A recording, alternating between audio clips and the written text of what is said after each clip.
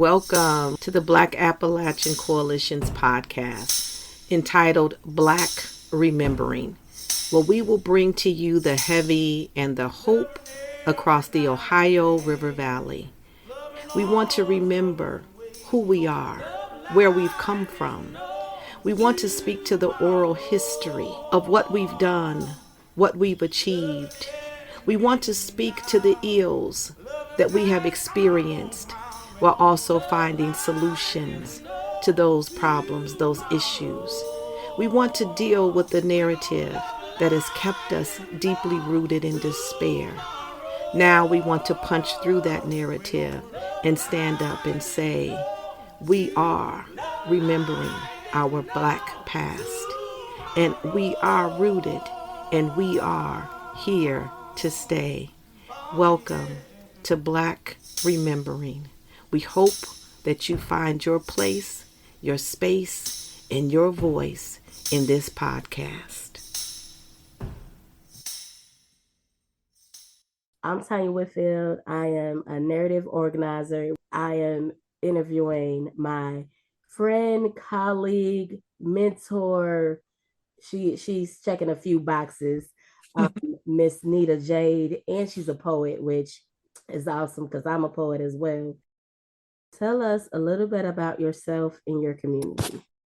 A little bit about me. My name is Nita Jade. My pronouns are they and or she. I don't have a preference between the two. I was born in North Carolina, in Asheville, North Carolina. And I only say that because I am partial to the Blue Ridge Mountains. I'm kind of biased. Like, just moved to Kentucky, and y'all got some beautiful skies. Like, Kentucky has beautiful skies, and I will give y'all that. But the Blue Ridge Mountains are like, that's my heart right there. So that kind of informs like a lot of how I look at the world. I'm really partial to nature. I stay looking up at the sky, especially sunsets and sunrises, just because I'm like, oh, that's beauty and that's nature. And it kind of makes me feel small, but in a good way. Like, just kind of like taking a step back and looking at perspective and stuff. I'm a poet, a creative. I'm kind of woo-woo in my own little ways. I am the third child of my mother and the oldest child of my father. And my community is very complicated. I kind of feel a bit nomadic just because of where life has taken me and where I've ended up. But I will say that Kentucky is my honorary home. I've actually been called an honorary Kentuckian. So I would say that Kentucky is my community. I do have a community that isn't really set. That's my poetry community. Like, we keep up with each other virtually by phone call. The two people who are like the closest to my heart outside of my family, they're in Maryland and Cleveland. So my community's kind of spread out. I think I can go to a place and figure out who my people are and try to build community from there. So it's kind of ever evolving. I like that. And that's why I like with this question, because you've had a kind of a level of different communities and like where you grew up and stuff, you definitely could do like a little 3-part explanation of that, which I kind of love when I interview people that kind of have that situation, because that is just another level of knowledge. And because you might have one person that's like, yeah, I'm just from one state, but it's very rare that I've met a person that's like, yep, I've just only been in one state my whole life, never been nowhere else. So when it comes to this, because we've already kind of know that you've kind of grew up a couple of different places, so I'm just gonna let you lead how you want to explain that, and we're just gonna go from there. Like where I grew up? Yeah. So this one, yeah, where you grew up. Got you. Okay. I was born in Asheville, North Carolina. And this is, okay. You say your daddy is like the OG storyteller. That's how I feel about my mama. Like I have this dream one day to turn all of my mom's stories into like a 10-part book series or like a movie or something. Cause her life is like a movie, seriously. So I was born in Asheville, North Carolina. And when I was about 3 or 4 years old, my mom moved us from the Hillcrest neighborhood, which is like in the center of Asheville. It's one of the projects. Literally is surrounded by a highway. But she moved us from Hillcrest to a neighboring county, Henderson County, because someone had gotten hurt across the street from us. And that was kind of like her last straw. She was like, y'all not going to live here anymore. And even before that, she didn't really let us go outside a lot.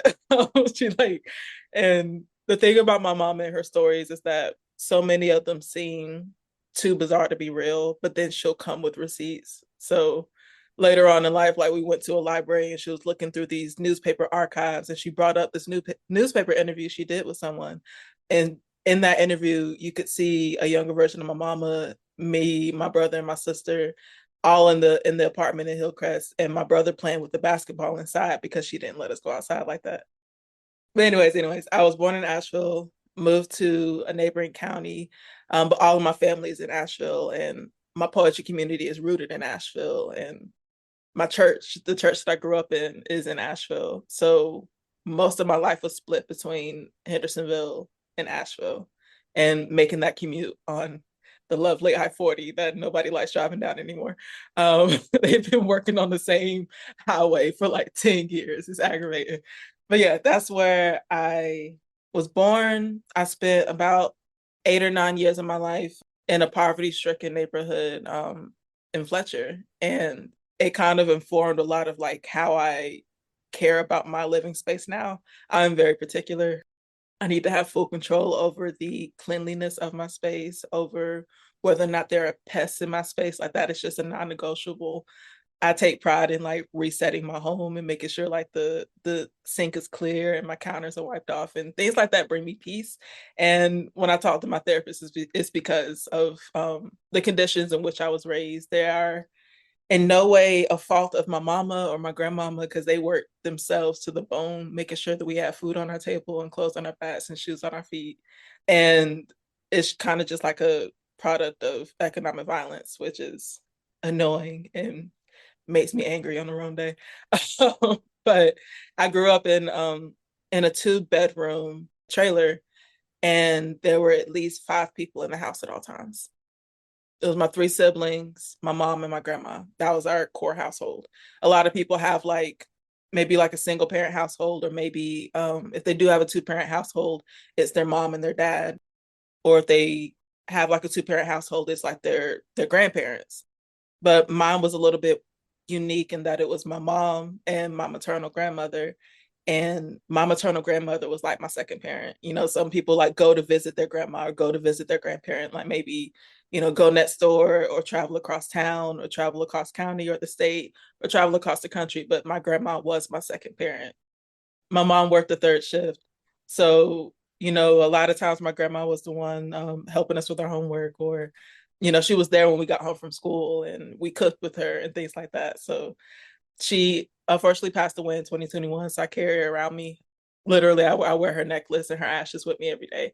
But that's who raised me, my grandma and my mama. So I have all of the fire and intellect and wit and humor of my mother and all of the old soul of my grandmother. And I feel really proud to continue like making her proud. So I went to a very, very whitewashed school in Henderson County. And I say that because I didn't get the privilege of being raised in a school with people who look like me. I was raised in a school where I was like kind of the one fly floating in the bowl of milk. And that kind of like made me more, not made me because I am who I am by choice, but it created an environment around me where like I found myself continuing to justify my intellect to people. The times that my mama came up to school, if it wasn't for my brother, it was for me, because there were teachers and tutors telling me that I shouldn't be in this advanced class, and they didn't really have a reason.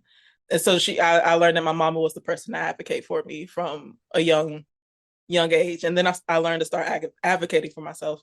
Anyways, because I joke that I have a squirrel brain, not to like degrade myself or anything. Just I know I am neurodivergent. I have ADHD. If I like look this way and think of a memory, I'm gonna go down that road. So let me draw it all back. Was raised in Henderson County, Fletcher, North Carolina, between there and Asheville. And at one point, the living conditions got so bad that we moved to Hendersonville, North Carolina. and lived there for a few years. I think we lived there up until my brother graduated from high school. And I feel comfortable sharing this part of my story because it's out there. But when I was in like, I know the year was 2013, so however old I was, but we got evicted. I came home from a poetry performance, ironically for this nonprofit that was like trying to help with food insecurity. So like I came home from doing a poem for these people for a fundraiser about food insecurity, and then I come home to like, we have to pack up and get out by tomorrow morning. So that was just kind of like a quick turnaround. And I used whatever check they gave me for doing that performance, and we put that together with what my mom had. We got a U-Haul. It was just me and her, because my brother and my sister's things were still in the house. Like, but so me and her just got together and did what we had to do to pack up a 3-bedroom apartment and get it loaded into a 15-foot U-Haul. We stayed up all night. I remember continuing to make our coffee, because that's a thing. My mom would always get me to make her coffee growing up because I would taste it before I gave it to her. So like I knew what she wanted. So it was just like down in like cups of coffee back to back to back. And we did it. We got moved out. We were displaced. And for a long time we didn't call ourselves homeless. Actually, I think to this day my mom still won't accept the term homeless, but we were without a stable home. I think a lot of people assume like finances, but in the state of North Carolina, at least in the year of 2013, a landlord could refuse your rent just because they wanted to. They didn't really have to have a reason. And that's what happened with us. My mom had all the money that was asked for, and the landlord refused to accept it. And years later, she ran into my mom and apologized, but it was too late by then. Like everything happens for a reason, and we had grown from it. But yeah, we were homeless for about a year. And I ended up I kept it to myself for a year because I was so worried about like that reflecting my mom in a poor way, or being like taken from her in some way. Like if I didn't tell anybody, nobody at my school knew. Like I remember like getting a job and just putting my head down and diving into my academics and diving into my work.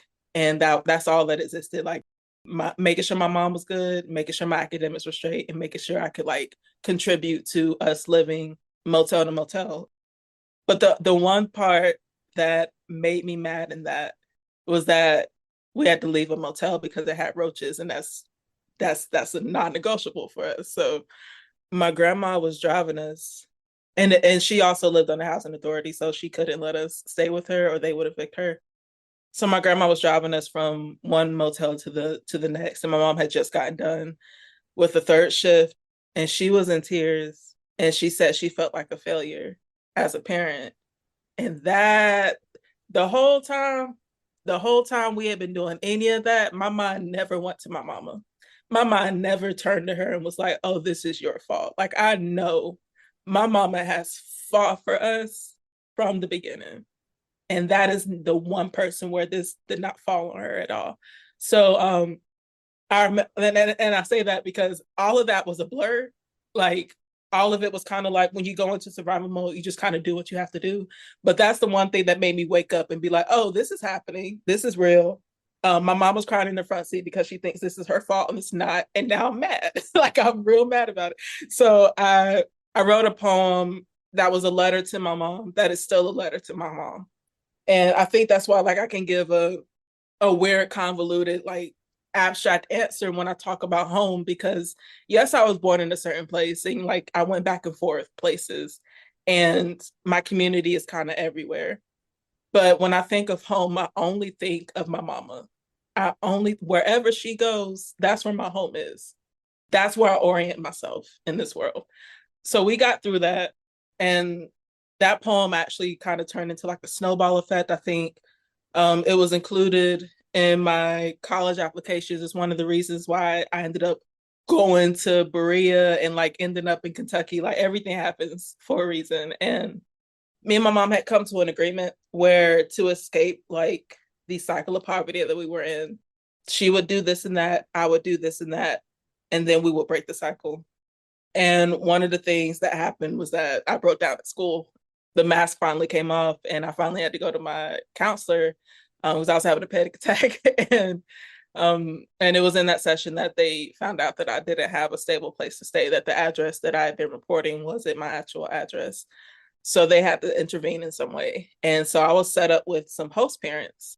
And I appreciate y'all so much. If y'all stumble across this, hear this, because we have lost touch. But I do appreciate the role that y'all have played in my life. They gave me a sense of stability while my mom got her finances and stability together. And all I needed from them was a stable place to live that, so CSS wouldn't step in. And so I could like just graduate. That's all I wanted. I was like, I'm going to graduate, and then I'm going to do this, and then I'm going to do that. And nothing happened as I intended. I had a plan and it didn't go forth in the best way possible. So because I stayed with them, I had access to a car.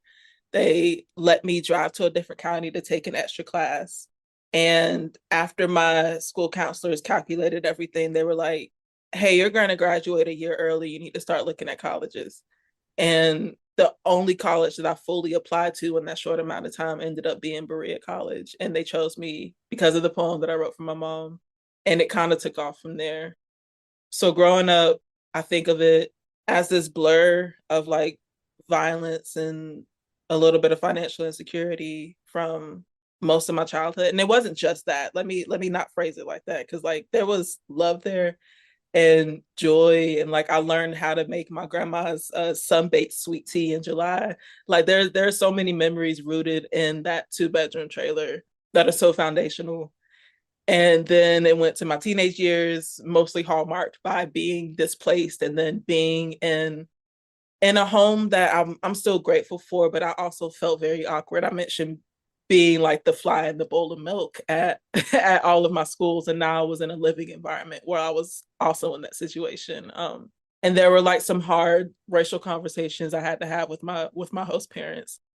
They had never had an African American in their household, or like living with them like that. So there were some things where I'm like, it makes me uncomfortable when you say things like "string them up a tree." I know it's an old country saying, but I need y'all to stop saying it because it makes me feel weird.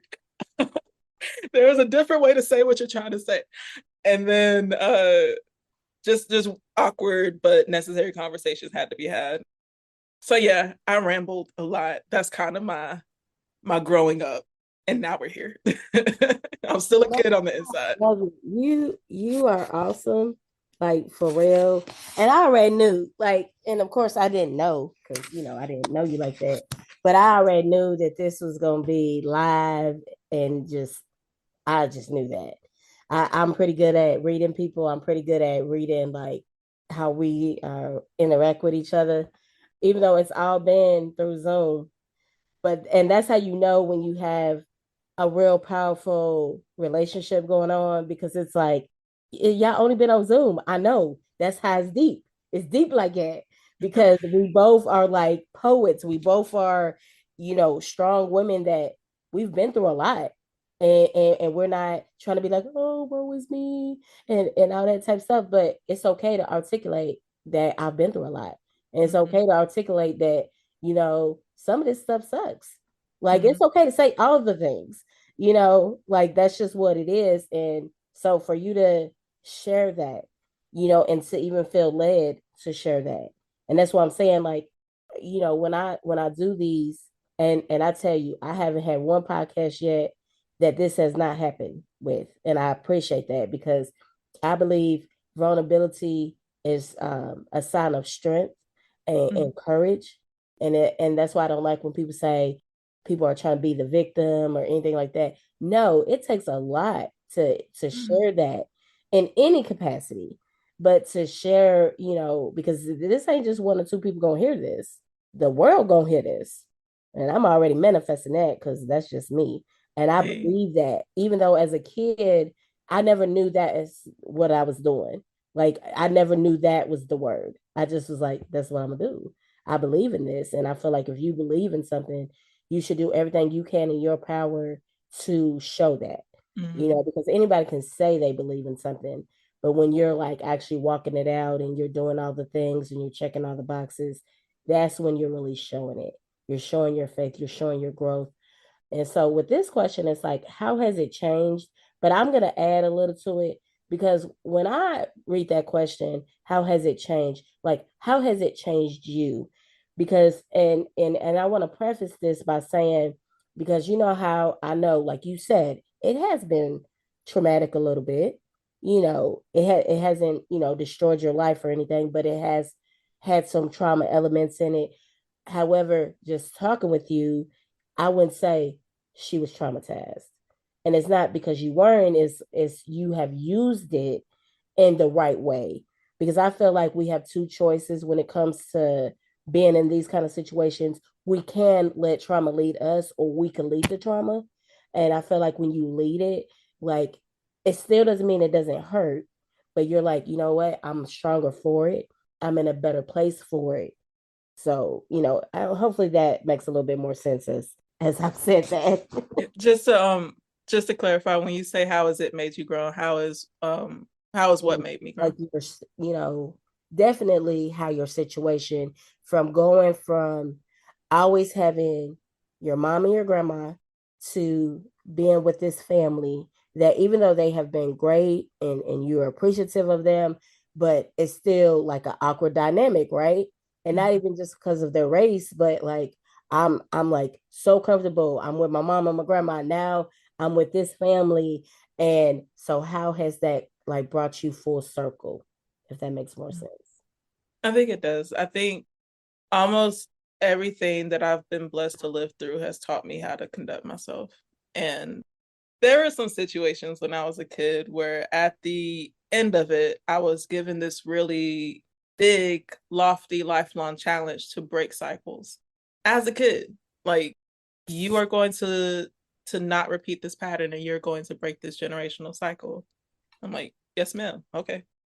So I think one of the cycles that I'm hell bent on breaking is not being silent, because I see a trend in not only my family, but in a lot of families, in my friends' families, where regardless of race, like, you stay silent because no one else is supposed to know what's going on. It's like we all present this mask, and like nobody else is ever supposed to see that mask crack. And I'm not here for that. I got sensitivity issues. Like, I can't even keep a face mask on for a certain period of time, because when it starts cracking, it starts freaking me out. So I'm like, I got to get this off my face. I don't deal with that. Like, I try to allow things to inform like what I do and how I do it. So like, going from living in a household where the guardians were my mom and my grandma, and then living with two non-Black people who were not related to me in any way, that just taught me how to see people for who they are, and how to be a little bit uncomfortable, but to still like connect with people through that discomfort. We didn't align in a lot of ways. Like, we didn't have the same political views. We didn't have the same core beliefs. And yeah, and I was younger, and I was in a position where, if these people say you have to go, then I was back on the street.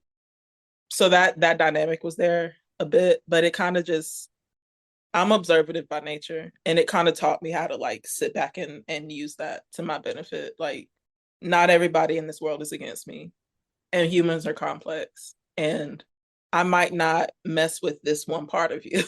Like, we might not mesh with this one part at all, but that doesn't mean that we can't connect over cooking. That doesn't mean that we can't connect over building a fire. And these are just like ways that I found connections with these people that I weren't related to, but who still opened up their home to a stranger. Yeah, we're all weird and complex, and we have like triggers. And some days they didn't like the music that I played, and some days I didn't like the high pitched sound of one of their voices. We just kind of had to like get over that. Um, and I don't know, it also taught me how to like adjust to different environments.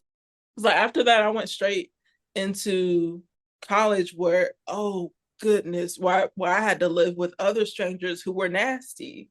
Who, at least with these two strangers, the house was clean. Because I almost went on a rant on how disgusting ninth grade college women's dorms can be, but we're not going to go there. But it has taught me how to be flexible, what my levels of discomfort are, what I am willing to put up with and what I'm not willing to put up with, how I'm willing to let people treat me, and the boundaries that I'm going to set. Like, I couldn't control who certain people voted for, but I could control the conversations we had, and me expressing not being comfortable with phrases like string them up a tree. And as I moved forward in college, like, I could discern why I don't think it's okay for, like, I got into so many different arguments in class because I felt like if nobody said something, then that would be the standard set. And we would all continue to have to exist in comfort and silence. And I'm not about that.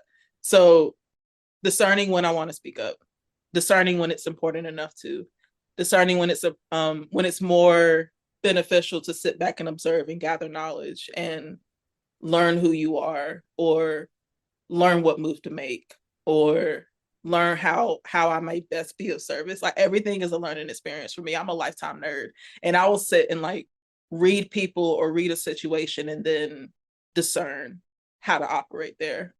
Someone, I don't know if they were like, if this was like meant to be an insult, but it was like a backhanded compliment. I don't know. But somebody was like, you would be a good politician. And I'm like, okay, thank you. I don't know how I feel about that, but I'm gonna take it as a compliment. Thank you.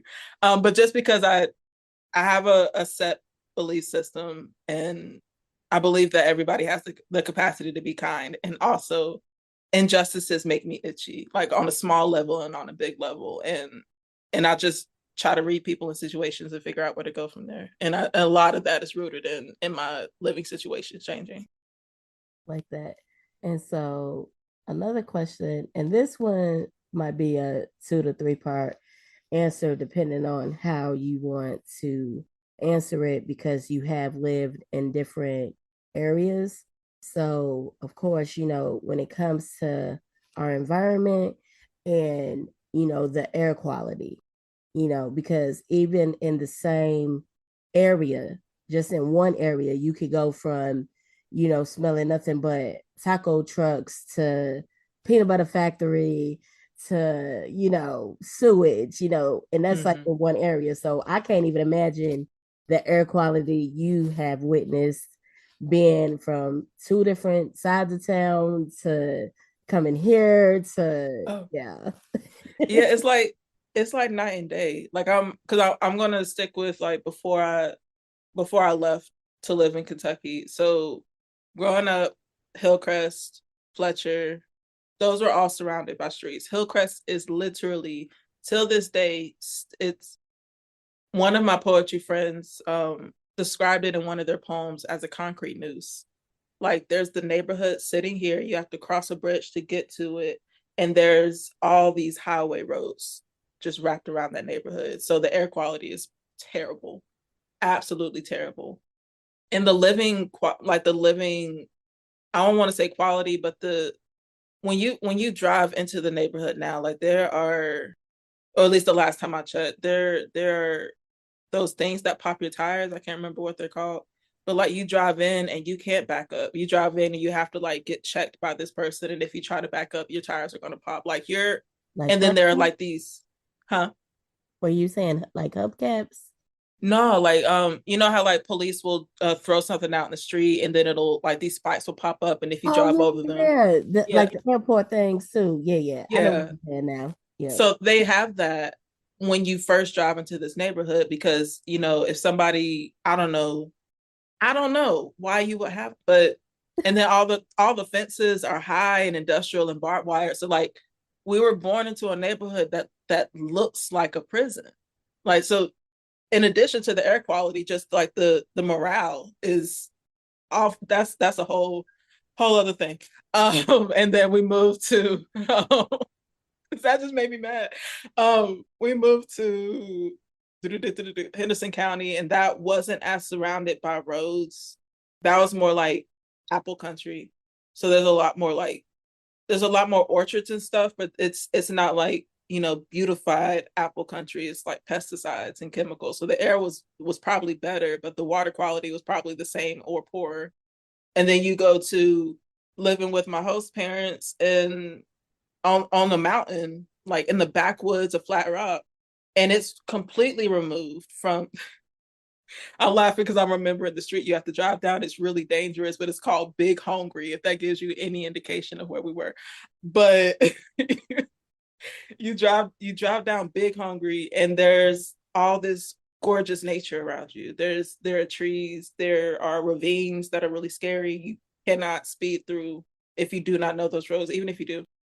There's a Green River that runs from parts of North Carolina into South Carolina. It's literally called the Green River. And if you walked down the neighborhood of my host parents to this other neighborhood and then like walked off a trail, you would eventually hike to the Green River. Like it was like hikeable nature around you. And I remember one of the first things that one of the host parents told me was that the water was good, that there was well water.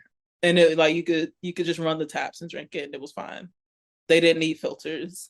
And the air quality was like crisp and clear. And I couldn't smell anything on the air. I have really bad seasonal allergies. Like everywhere I go, I get sinus infections like almost religiously. I don't remember getting sick there. Like I don't remember. It's not like the air was like, oh, holy and magical, but like I don't remember suffering the same like allergies that I suffer usually. So I think a part of that was just how removed that one neighborhood was, and another part of it was that it was surrounded by nature in the Blue Ridge Mountains, and that produces a different kind of air quality. All right, that was gonna be cool. I love how that was just definitely a whole vernacular of just beauty, like right there. So I love that. So okay, this question, and again, this is depending on what information you want to use to answer the question. Is like, and especially because now you have a new home. What is your hope for your community? For now, for the future, or now, present, future. I always mix that up how to say that, but yeah. I'm gonna take it in two directions. I'm gonna focus on like body and physicality, and focus on like mind and spirit. So body and physicality, like I want my family, my community to be well in every way, but not in a way that's like I want a fast way to reach this ideal body goal that I saw on Instagram. I don't want that for my community. I want you to like see yourself and love yourself, and the desire is to be healthy on the inside. Like, what can you control to make sure you're well, like mentally, physically, emotionally? Like, how are we combating like heart disease? What are we putting into our bodies, and how does that impact our mental wellness and things like that? And along with body and physicality, like there are certain elements that we don't have control over, like air quality, like the quality of our water. But I want my community to be informed so that we know how to take steps forward as a community to take control of those things, to push policy and push our policymakers to make legislation that actually benefits us in our communities. And maybe that looks like something big, like demonstrating. Maybe that looks like something small, like making sure every household has a water filtration kit or access to like air purifiers. But what does that look like? I don't know, but I'm trying to find out what a group of people. And then the second part would be spirit and mind. I've come across a lot of young Black people who feel or want like a physical community. And that, like, I think since the pandemic, a lot of community spaces have moved solely online to the point where like it's hard for me to find like people in my age range who just want to get together or just not go out and party because oh, I can't do that. Clubs may be itchy, but just to like I don't know, have a book club or or like have like an art painting night or some way to like foster community. In a previous podcast episode, one of our guests' name is Phoenix Berry, and they dropped just casual nuggets of wisdom. Phoenix, you were here in another life. I have so much admiration for you. But they mentioned that isolation is a tool of colonization.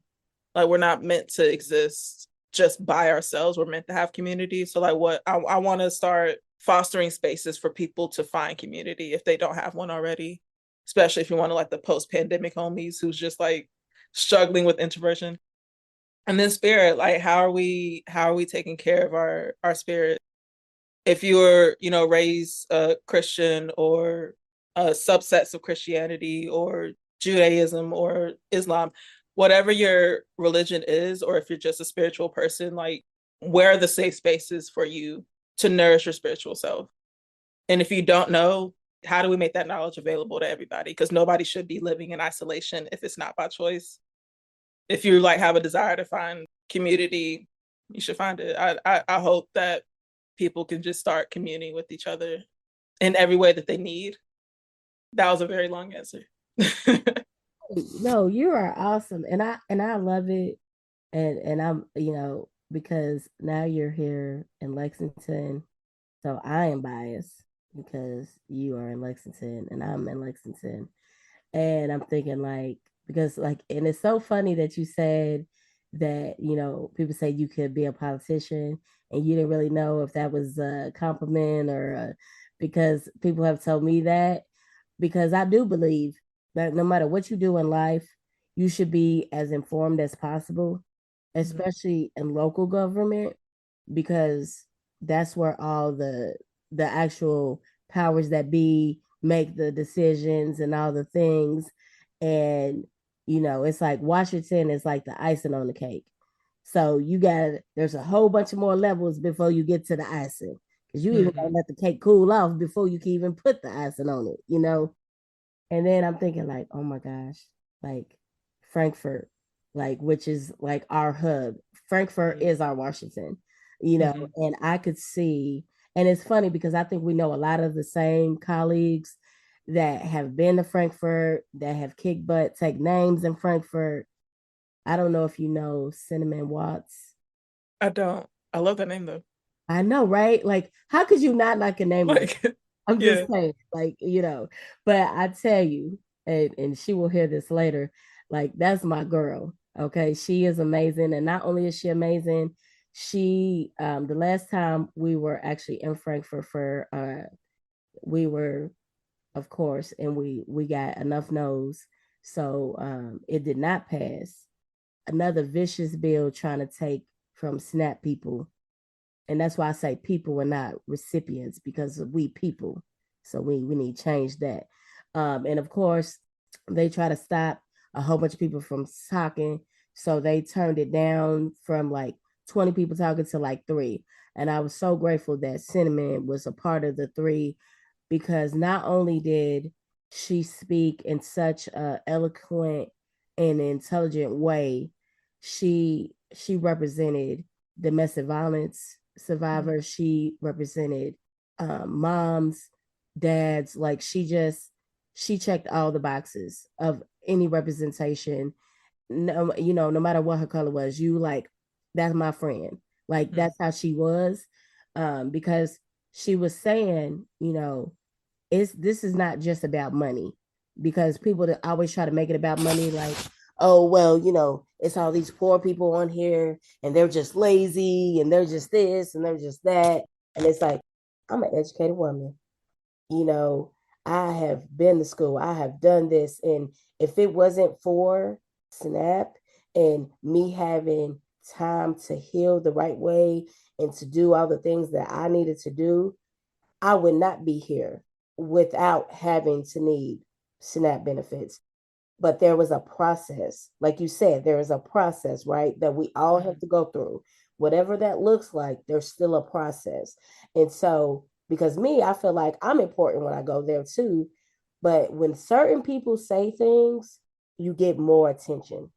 It just like you have no choice. You have to hear from them, whether you want to or not, because they're saying certain things and you're just like, oh no, it ain't just these people. It's actually other people. And so when you have these people and other people and you mix them together, it's like peanut butter and jelly. It's a beautiful sandwich. So it's, I love that, and that's why for me, and I already knew this would be amazing because it's not too many people that I don't have in my life, especially work wise, that aren't amazing. Like I have just been blessed beyond measure. And I also know it's because of, you know, I might have a little to do with that. We have a really dope staff with Blac. Like that's something that I was bragging to my sister about. Like is we have a really dope team. Like there are people who actually not only care about the work, but actually doing the work with a capital W, and like not just sitting around and having like hypothetical conversations that sound really pretty, but are actually like willing to like put their foot on the pavement and do something. But I will say, as cultural organizer, one of my hopes really is just to like figure out what Lexington community members want or need, and then work together to fill those holes in, whether that's like spiritually, mind, physically, socially. You mentioned Frankfurt, and I was looking at the Kentucky African American Civil War monument in Frankfurt, and wanting to look. And Camp Nelson is like a hop skipping away from Lexington. So like, how do we bring that history to the forefront? How do we address our past? Let our present know what our past was, because it's informing our present, and then like spark hope for the future. It's all like intertwining. You can't know where you're going if you don't know where you've been. That's Exactly. not just OG saying, that's just facts. That's just, that's just reality. But I really believe this session of Frankfurt, or even though it's January, it's this year, 2025, I feel like I'm being Frankfurt more than I've ever thought. Even last year, I was in Frankfurt a lot more. I felt like a lot more got done because of that. Because I work with other nonprofits that are very helpful, and they really believe in me, and I don't see that as I'm their token Black woman, because they've never made me feel that way. And it's such a beautiful feeling to, like you said, have that freedom, because I feel like I'm gonna be me regardless, because that's just who I am as a person. But when you find your people, when you find the people that know they really do hear you, and they're not trying to make you feel any type of way. And I don't think anybody really tries to do that. But you know how some people, like, you know what you meant. Don't try to change it now. Don't try to cover it up. You know exactly what you meant, how you said it, the way you said it. But when you have people that are just like, you can be real with them, they can be real with you. You can have such a, you know, kind of like a tennis match, back and forth, like just this beauty. I just feel like you could definitely, oh, what's that word? I'm not good with words. Like I know things, but like actually saying like what this would be, but I feel like you would have a good part in it. I feel like there's a better word for that, but I just feel like just with your spirit, like you said, culturally, because this was even something Denzel Washington has said, and he was like, he had got interviewed, and I've seen it a few times, and I got offended. And he was like, and the reporter, I think the reporter was a lady, she was like, but why did you need a Black person, to do whatever the movie was? And so he said, well, it's like Schindler's List was an amazing movie, and Martin Scorsese could have did that movie just as well. I'm pretty sure he's a good director type person, but it was Steven Spielberg that did it. So it wasn't even about color, it was about the culture. And then he was talking about how, like, we understand the hot cone and it being on the stove. Like, we know what that means. We know, like, I still remember the sizzle. I still remember why did I even use that in my hair? Like, I remember all of that.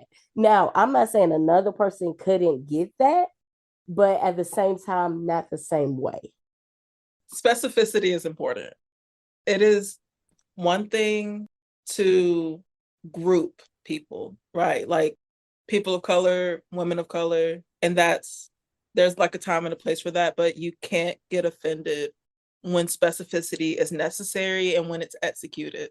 Like people might not understand the hot cone. They might get the concept if you explain it to them, but they might not have that lived experience and can't relate to it because it's not their lived experience. And it irritates me when people get offended by specificity, because every single human being on this planet do not live the same lives. We do not have the same experiences. We are not of the same cultures. Maybe that's something that you can say for a utopia and like a roses are red, violets are blue kind of world, but that's not the world that we live in.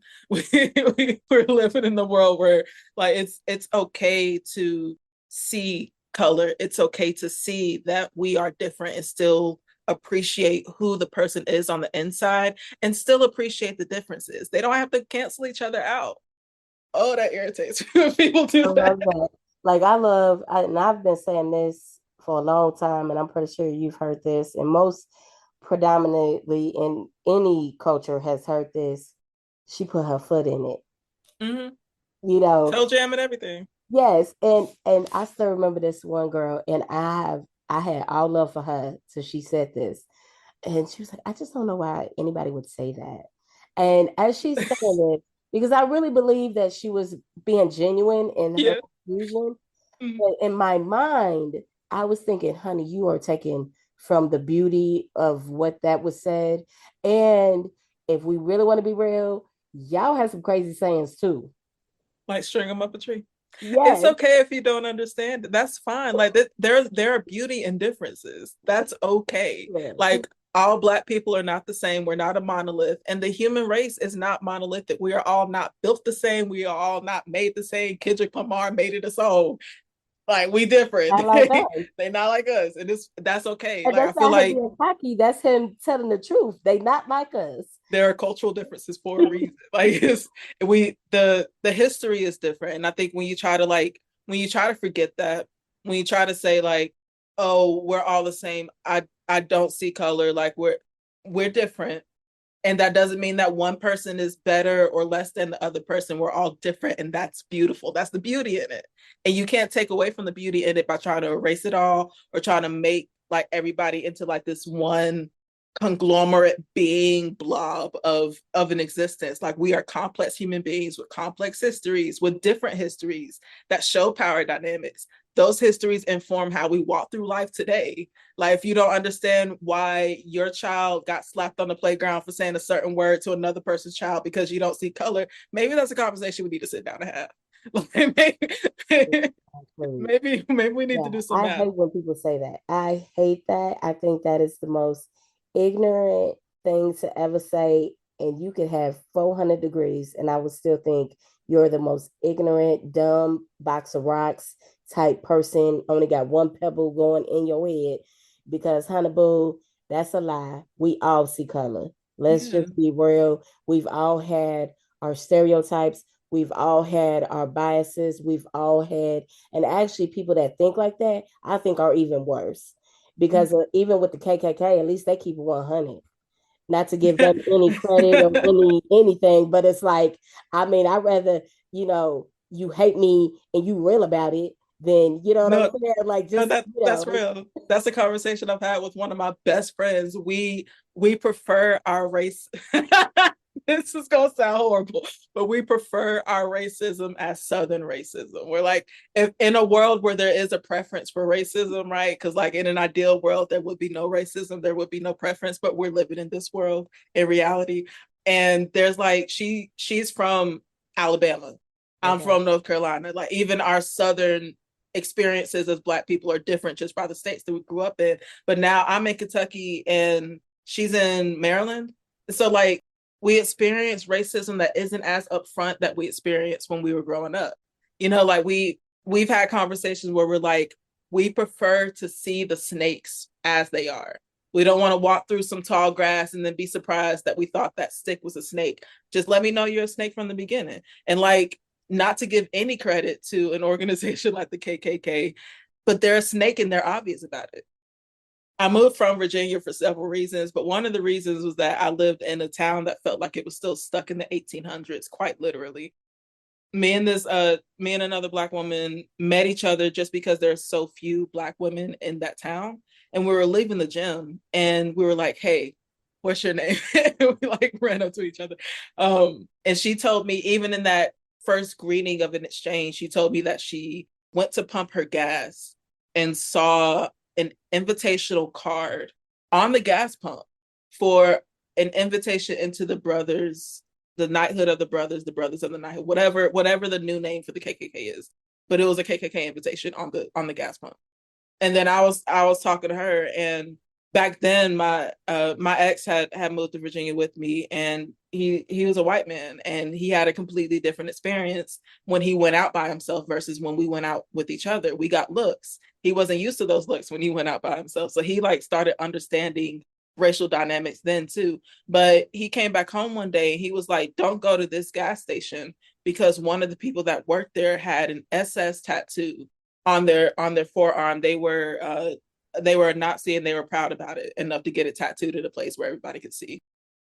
If you are privileged enough to live in an environment where you can go around and say, I don't see color, and it doesn't affect your day-to-day life, that doesn't mean that everybody else in this world lives the same life as you, has the same experiences as you. There are towns like Marion, Virginia, where people are inviting you to the KKK and walking around with Nazi tattoos, and where it's very unsafe to leave your house after dark or to live there after dark. I lasted 4 or 5 months in Marion before I fled to the closest city. I don't advise anybody move there. That was a tangent. But anyways, these dynamics exist for a reason because we're all different. And instead of like focusing on how to erase those differences, we need to see those differences, appreciate them, honor them, acknowledge them, and keep it pushing. And that's why I love this. And of course, this is not the end. We will definitely percolate again, have another conversation, have another podcast of greatness and beauty. And I just want to thank you, not only for your time, because to give someone your time is a beautiful thing. It is definitely a beautiful gift. So I'm just like, I'm in this all moment of just greatness because I already knew you had beauty. Like I just knew that. But it's like knowing something and like having an experience with that person, two different things, So it's like, oh, I know this is gonna happen, or I know, but then when other things happen and you're like, I kind of felt that could have happened, but then when it actually happens, it's like a whole thing. And that's why, people are like, you're so excited. You give too many compliments, or you this, or no, these are not compliments. These are facts. I mean, I hope you take that as a compliment, but it's not like, oh, because I'm just trying to say something really big for you or to make you feel. No, it's like really, like my heart is trying to stay in my chest right now because that is who I am as a person. Like I really am grateful for people making time for me, even for my work, because this is not just my work. This is who I am. So, and I've always known at one time or another, I would do something like this, and to have some great people, not only that I work with, but that are teaching me, because my dad has been gone actually on the 22nd of this month. It'll be 18 years, but it still feels like this morning. Even when the phone rang, just the ring felt some type of way. And my aunt calling me because everybody knew nobody else could tell me but her or my granny. And I still remember that, like verbatim, the whole feeling. And so even though I know I will always forever miss my daddy and he will be in anything and everything that I do, like I could hear him. That's my baby girl. Look at her. I'm so proud of her. And even though me and my mom are very close and I'm very grateful for our relationship, she understands I'm a daddy's girl because she's a daddy's girl. So she gets it. And she's like, honey, I haven't had my daddy in like 40 some years, because my mom a little older than me. So she got a little bit more on me. And so like to be in this spot of greatness and to be able to find my people is such a freedom that not enough words can even articulate. Not even the encyclopedia can articulate this greatness. And so that's why I feel that it's a very vital to tell people how grateful you are for not only them helping you, but the relationship, the dynamics, because it's not always about giving them credit. It's about speaking to who they are as a person, because this is who you are. Like I could hear my dad, like if I was just, he'd be like, oh my gosh, I didn't even do all that. What is she talking about? I'm not even all that. Like he would say that because he was just that type of person. Like, are all people like this? Am I really it's just me? No, no, no. I learned this from my mama. He was a mama's boy. And he would always be like, Granny was just the top of the top. She was just the top of everything. And that's why she could raise 13 kids without breaking a sweat and working 4 jobs and dealing with white people on a whole nother level and doing all the things. And it never bothered her because of who she was as a person. You know what I'm saying? And it's not that people don't get bothered. It's just like you said, it's when you deal with certain things, you just push through it. You know what I'm saying? You just keep going. And so that's why I know, even with all the power that I have and how I'm able to emphasize on, when I thank people, I really feel like this is small because this is not even big, like for real. When I was with them, like we were on a whole nother level. Like that's why even my uncle would be like, they really think you're big when you do that? I'm like, yes, but they don't know, do they, Unc? They don't even, yeah, they don't know because they not like us.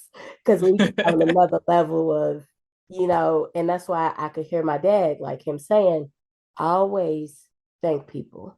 Always let them know that what they do and how they've helped you matter, and that you matter, on such another level. And that's why I feel like I'm able to do that. And I've always been in that situation of being very grateful. And I believe that's why I am so blessed to the highest. And really, if I look at it from a creator perspective, this ain't even really that high. This really ain't even that big. He's like, honey, this is the tip of the iceberg. We got some more coming. So imagine how grateful I am now. Like when I'm up there, I mean, they ain't even gonna know what to do with me because they gonna be like, hey, like, how does she even know how to do that? And I'm like, trust me, this is over time, because there was actually a time where I wasn't like this. I know it's hard to believe that. There was a time when I was scared to be me, be the me that my dad and mom helped create me to be in a safe space. So and even my therapist tells me that, because she's like, because you were so used to not being able to do that. So yeah, maybe you are a 20, but you were a 5 for so long that you have to be a 20. And it's not even to overcompensate. It's to know when you've been a 5 for so long, when you're not meant to be a 5, none of us are at any time. Like it's like that's what I feel.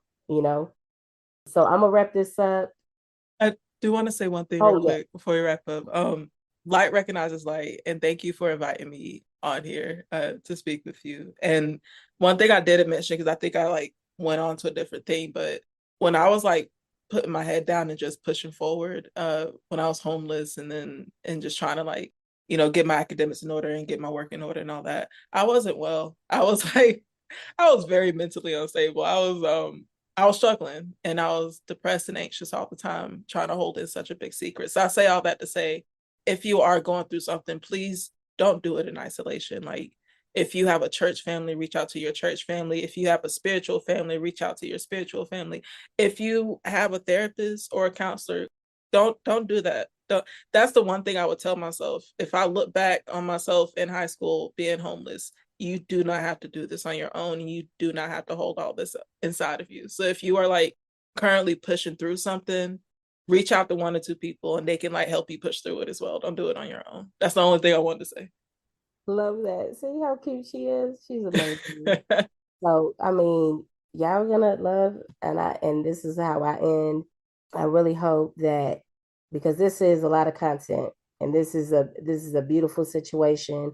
And I hope whatever you hear from this, whether it's from me, whether it's from Nita Jade, whether even from the universe through us, however that percolates, that it really helps you.